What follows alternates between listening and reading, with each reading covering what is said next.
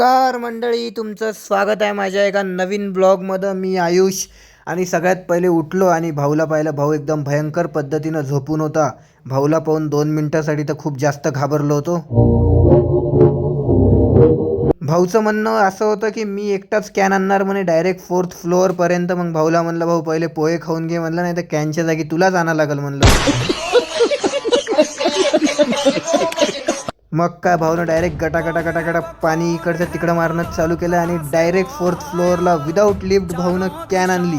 भाऊनं दाखवून दिलं भाऊ किती जास्त पॉवरफुल आहे. पण भाऊनं कॅन आणल्यानंतर कॅनपेक्षा जास्त गारता आमचा भाऊच झाला होता.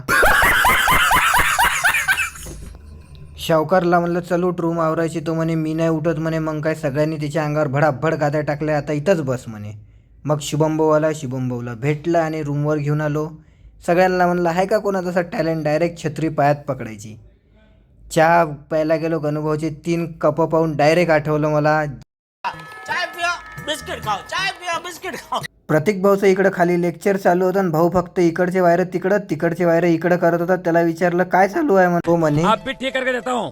अभी मालूम पड़ा मेरे को प्रॉब्लम क्या है. स्पार्क प्लग में लोचा है.